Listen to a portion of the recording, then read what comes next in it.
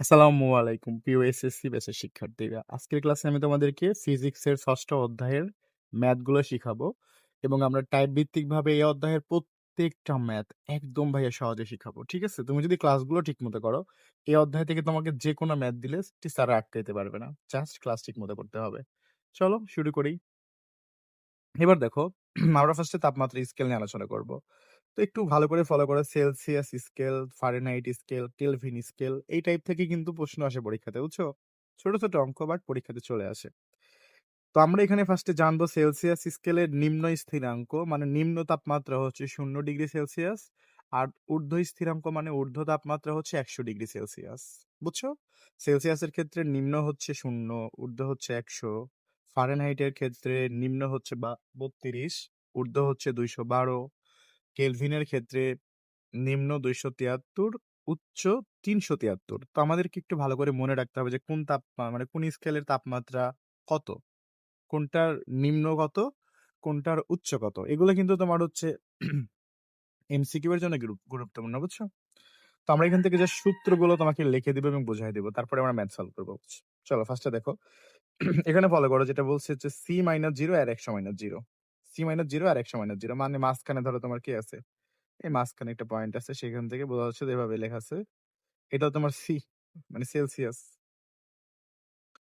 তো এখানে তুমি ফার্স্টে লিখবা C-0 আর নিচে হচ্ছে তোমার তাপমাত্রার পার্থক্য। এই C-0 লিখলাম উপরে, আর নিচে কি তোমার তাপমাত্রার পার্থক্য। 100 থেকে তুমি 0 বাদ দিলে কত হলো? 100-0। সেম ভাবে ফারেনহাইটের ক্ষেত্রে কি হবে দেখো তো, ধরো তোমার এখানে এফ আছে, তাহলে কি লিখবা? F-32। উপরে লিখবা এইভাবে F-32, আর নিচে কি হবে বলো তো ভাইয়া? এই দুইটা তাপমাত্রার পার্থক্য, বড় তাপমাত্রা বিয়োগ ছোট তাপমাত্রা। বড় তাপমাত্রা 212 বিয়োগ ছোট তাপমাত্রা শুধু 32। এখানে কি আছে বলতো? কেলভিন স্কেল আছে। আমাদের এই পর্যন্তই লাগবে এত। তো এখানে তুমি কি লিখবা? K-273 ডিভাইডেড এই বড় তাপমাত্রা মাইনাস ছোট তাপমাত্রা। লিখলাম আমরা এখানে। ওকে, তারপরে দেখো তুমি C-0 শুধু সি লিখতে পারি, 100-0 মানে শুধু 100 লিখতে পারি। F-32 ভালো কথা, 212 থেকে 32 বিয়োগ করলে 180 হবে। K-273 আর 373 থেকে 273 বিয়োগ করলে 100 হবে। মানে এটুকু তো বোঝার কথা, জাস্ট এখানে বিয়োগ করছি আমরা, সূত্রগুলো জাস্ট দেখাইতেছি। তো এখান থেকে তুমি কি লিখতে পারো? এখন তুমি এখানে প্রত্যেকটাকে ভাইয়া 20 দ্বারা ভাগ করতে পারো। প্রত্যেকটাকে কি করতে পারো? 20 দ্বারা ভাগ করতে পারো।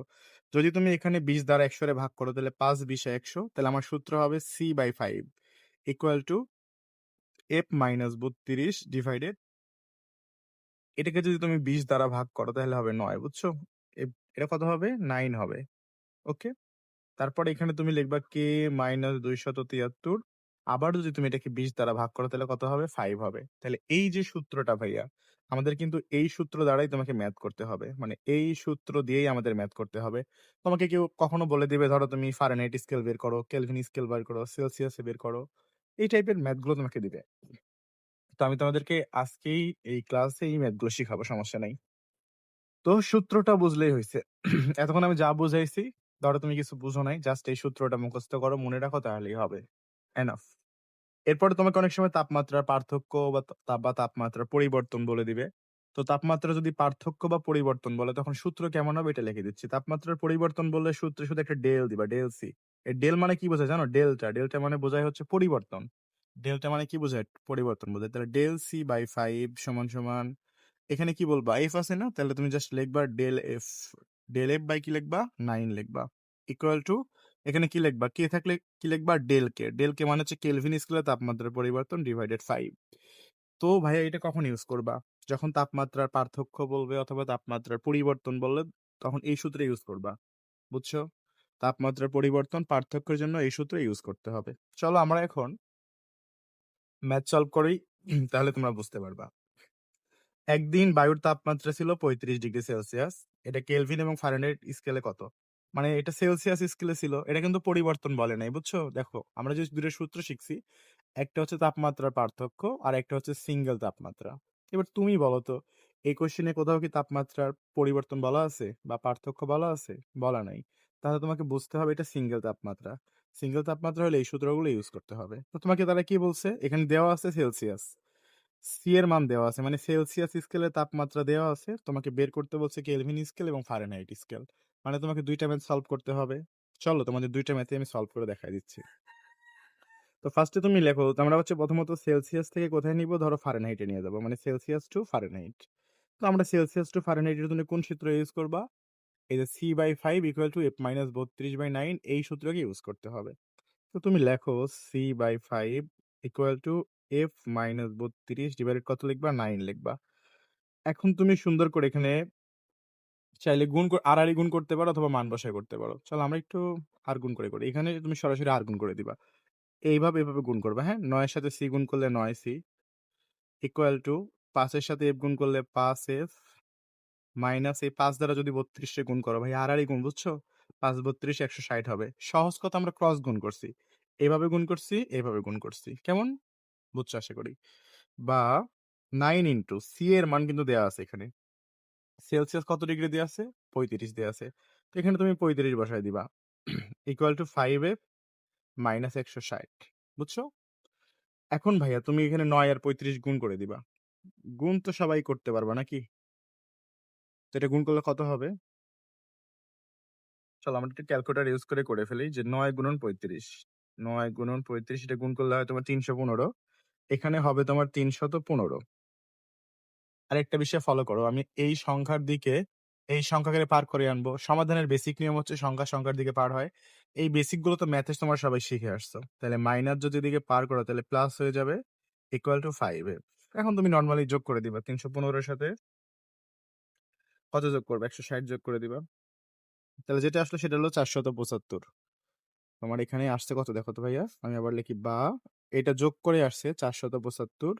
৪৭৫ হবে তোমার হচ্ছে 5F। আমাদের বের করতে হবে কি বলতো? সি থেকে এফ এ যাবো, মানে এফ সমান হোয়াট? বের করব এফ। তাহলে ফলো করো, 5 এবং এফ কি আকারে আছে? গুণ আকারে আছে। তো যদি আমরা এখানে এফটা রেখে দেই তাহলে 5 কি হবে বলতো? এফ রে রেখে দিছি, 5 গুণ আকারে ছিল, পার করলে ভাগ হয়ে যাবে। তাহলে ভাগ হয়ে যাবে। এই যে ভালো করে বুঝো, এফ আর 5 গুণ আকারে ছিল, এফ রে রেখে দিছি, এটা গুণ ছিল, পার হলে ভাগ হয়ে যাবে। এখন তুমি ৪৭৫ রে ৫ দ্বারা ভাগ করে দিবা। এটারে তুমি ভাগ করে দিবা হচ্ছে ৫ দ্বারা। তাহলে অ্যান্সার কত হবে? 95। তো আমরা কিন্তু ভাইয়া দেখো পেয়ে গেছি 95 ডিগ্রি ফারেনহাইট। সেলসিয়াস থেকে ফারেনহাইট স্কেলে নিতে বলছিল। আমরা অলরেডি কিন্তু সেলসিয়াস থেকে ফারেনহাইট স্কেলে নিয়ে গেছি। আর কিভাবে নিয়ে গেছি আশা করি তুমি দেখছো। যদি না বুঝো আমার অবশ্যই বলবা। ক্লিয়ার, প্রতিটা টপিক 100% ক্লিয়ার করতে হবে। এরপরে বলা হয়েছে এবার হচ্ছে তুমি কেলভিনে নিয়ে যাও। তো কেলভিনে নেওয়ার জন্য সূত্র কোনটা হবে বলো তো? এই যে সেলসিয়াস থেকে কেলভিনে, তাহলে C/5 K-273/5, মানে এইটার সাথে এইটার সম্পর্ক করতে হবে, এইটার সাথে এটার সম্পর্ক করতে হবে। তাহলে কি লিখবা? C/5 = K-273 হবে। বুঝছো ব্যাপারটা? আশা করি বুঝছো। তো এখন আমাদের যেটা করতে হবে, এখানে তো সেম ভাবেই করতে পারি। আবারও এখন একটা কাজ করতে পারি, যেন আমরা দেখো তুমি একটা বিষয় ফলো করো। এখানেও এটার নিচে 5 আছে, এটার নিচেও 5 আছে। ২ টার নিচেই ভাই 5 আছে। ২ টার নিচে যখন 5 থাকবে তখন কি করবা? C = K-273 লিখতে পারবা, সহজ কথা। বা C, এখন তোমার বের করতে হবে কে। তাহলে C, আমাকে কিন্তু কে বের করতে হবে। তাহলে সিটাকে কি করবা তুমি?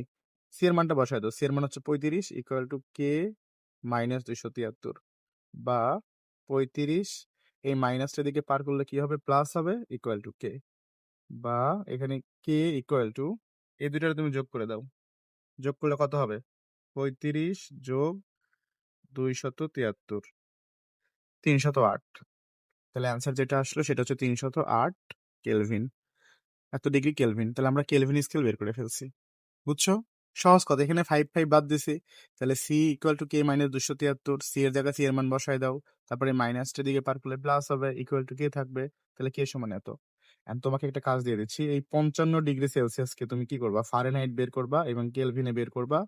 এই ২ টা বের করে আমাকে জমা দিবা। এটা হচ্ছে তোমার ফার্স্ট ক্লাসের হোমওয়ার্ক। আশা করি পারবা নিজ থেকে করতে। ওকে।